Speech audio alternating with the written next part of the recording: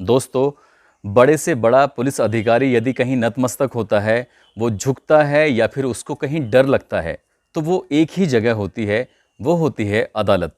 मैं बीवी की बात नहीं कर रहा था, आप शायद बीवी को समझ रहे होंगे। बीवी से तो दुनिया डरती है, मुझे भी कहीं ना कहीं बीवी से डर लगता है, लेकिन मैं बात अदालत की कर रहा हूँ। आज की इस कहानी में भी कुछ ऐसा ही होता है। पुलिस अदालत की फटकार से परेशान हो चुकी थी और उसके बाद पुलिस ने एक अपराधी को, एक आरोपी को पकड़ने के लिए जो विसात चली है, जो चाल चली है, वो वाकई आपको गुदगुदाने पर, हंसने पर मजबूर कर देगी।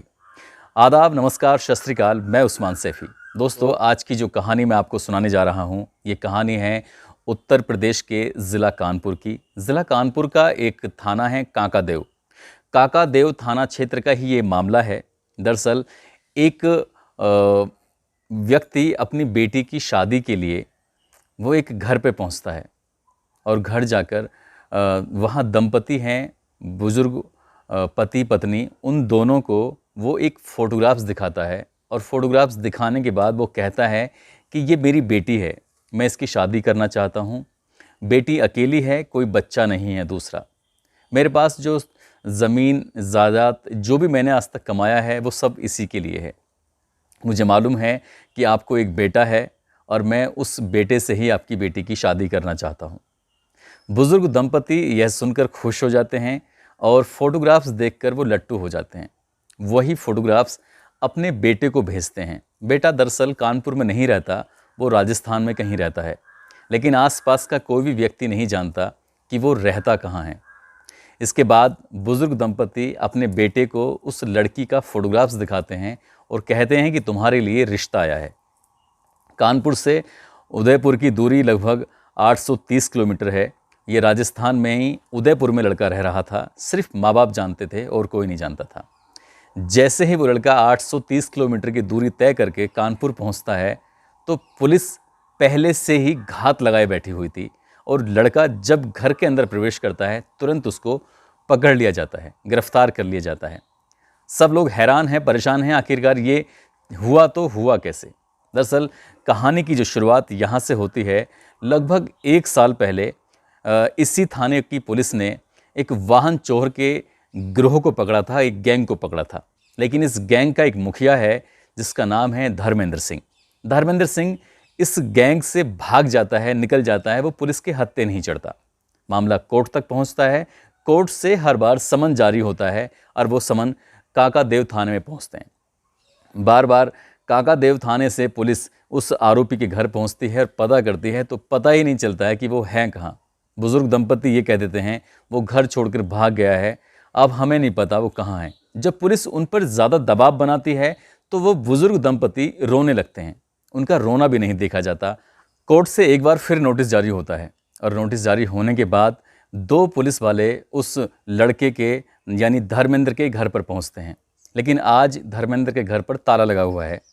तब वो दोनों पुलिस वाले पड़ोसी से पूछते हैं कि ये दंपति कहाँ गया है और ये धर्मेंद्र कहाँ रहता है। तो पड़ोसियों ने कहा कि धर्मेंद्र के बारे में तो कोई जानकारी है नहीं, वो कहाँ रहता है, लेकिन ये बुज़ुर्ग दंपति अपने बेटे के लिए बहू की तलाश में लगे हुए हैं और इसके लिए ये लगातार लोगों के संपर्क में हैं। अगर ये बहू तलाश रहे हैं तो इनको बेटा भी पता होगा कि वो कहाँ रहता है। यहीं से उन दोनों पुलिस वालों के दिमाग में एक आइडिया सूझा है और आइडिया आने के बाद तब ये पूरी कहानी तैयार करते हैं, एक स्क्रिप्ट लिखते हैं। दरअसल एक पुलिस वाली को तैयार करते हैं, उसका एक फ़ोटोग्राफ्स खिंचवाते हैं और उसी फ़ोटोग्राफ्स के सहारे एक बुज़ुर्ग पुलिस वाले को इस दंपति के घर भेजते हैं।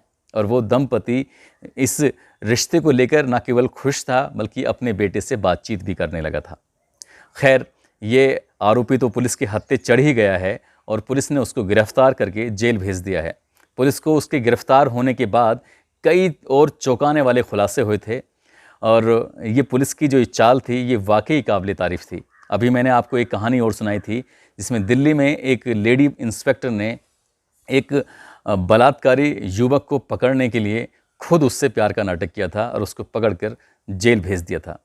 अपराधी कितना ही चालाक, कितना ही शातिर क्यों ना हो, यदि पुलिस अपने से पे आ जाए तो बड़े बड़े अपराधी भी पानी मांग जाते हैं। इस कहानी में भी ऐसा ही हुआ कि एक अपराधी जिसका नाम धर्मेंद्र है, वो पुलिस को लगभग 1 साल से छका रहा था, परेशान कर रहा था। लेकिन 2 सिपाहियों ने ऐसी चाल चली, ऐसी बिसात बिछाई कि शिकार जो था खुद जाल में आकर फंस जाता है। जब इस कहानी का, इस पूरे वाक़ये का उस इलाके के डीसीपी संजीव त्यागी को पता चलता है तो वो भी अपनी हंसी नहीं रोक पाए थे। दरअसल डीसीपी संजीव त्यागी ने उन दोनों सिपाहियों को पुरस्कार देकर सम्मानित किया। ये एक अनोखी कहानी कानपुर पुलिस की आपको कैसी लगी ये बताइएगा। दोस्तों, इस कहानी को सुनाने का उद्देश्य किसी को परेशान करना नहीं, किसी का दिल दुखाना नहीं, बल्कि आपको सचेत करना है, आपको जागरूक करना है। आप जहाँ भी रहें वहाँ सुरक्षित रहें, अपना ख्याल रखें। जय हिंद, जय भारत।